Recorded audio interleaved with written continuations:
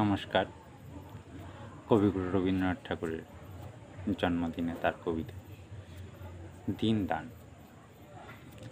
নিবেদিল রাজভৃত্য মহারাজ বহু অননয়ে, সাধু শ্রেষ্ঠ নরোত্তম তোমার সোনার দেবালয়ে আলোয় আশ্রয়।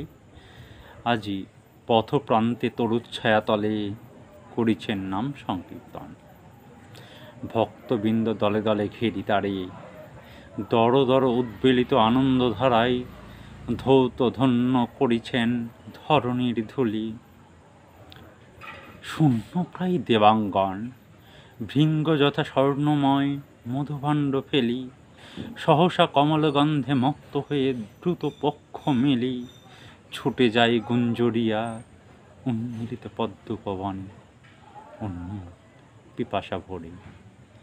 সেই মতো নরনারীগণে সোনার দেউল পানে না তাকায়ে চলিয়াছে ছুটি যেথায় পথের প্রান্তে ভক্তের হৃদয় পদ্ম ফুটি। বিতরিছে স্বর্গের সৌরভ রত্নবেদিকার পরে একা দেব রিক্ত দেবালয়। শুনি রাজা ক্ষোভ ভরে সিংহাসন হতে নামি গেলা চলে, যেথা তরুচ্ছায়ে সাধু বসি তৃণাসনে। কহিলেন নমি তার পায়ে, হেরো প্রভু স্বর্ণ শীর্ষ নৃপতি নির্মিত নিকেতন, অভ্রভেদী দেবালয় তারে কেন করিয়া বর্জন। দেবতার স্তব গান গাহিতেছ পথপ্রান্তে বসে। সে মন্দিরে দেব নাই সাধু পায়। রাজা কহে রসে, দেব নয় হে সন্ন্যাসী, নাস্তিকের মতো কথা কহ। রত্ন সিংহাসন পরে দীপিতেছে রতনে বিগ্রহ, শূন্য তাহা শূন্য নয় রাজদম্ভে পূর্ণ। সাধু কহে আপনায় স্থাপিয়াছ জগতের দেবতারে নয়।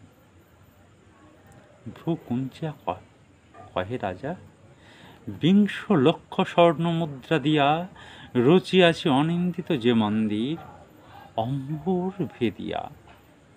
পূজা মন্ত্রে নিবেদিয়া দেবতারে করিয়াছি দান। তুমি কহ সে মন্দিরে দেবতার নাই কোনো স্থান।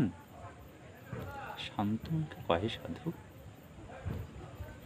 যে বস্তর বহ্নি দাহে দিন 20 সহস্র প্রজা গৃহহীন অন্ন বস্ত্রহীন দাঁড়াইল দ্বারে তব, কেঁদে গেল ব্যর্থ প্রার্থনায়।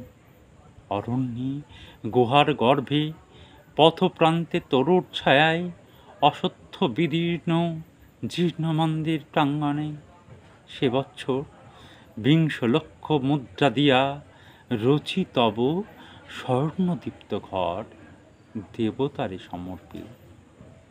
সেদিন কহিলা ভগবান, আমার অনাদি ঘরে অরণ্য অগণ্য আলোক দীপ্যমান, অনন্ত নীলিমা মাঝে মোর ঘরে ভিত্তি, চিরন্তন সত্য শান্তি দয়া প্রেম।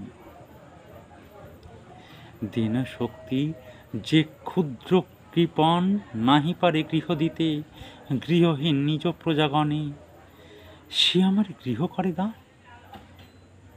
চলে গেল সেই ক্ষণে পথপ্রান্তে তরুতলে দিন সাথে দিনেরা আশ্রয়।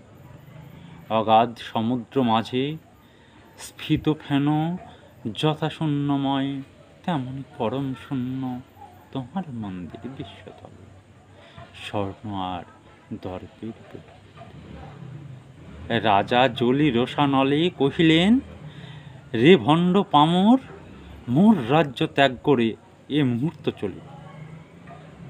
সন্ন্যাসী কহিলা শান্ত স্বরে, ভক্ত বৎসলেরে তুমি যেথায় পাঠালে নির্বাসনে, সেইখানে মহারাজ নির্বাসিত করো ভক্ত।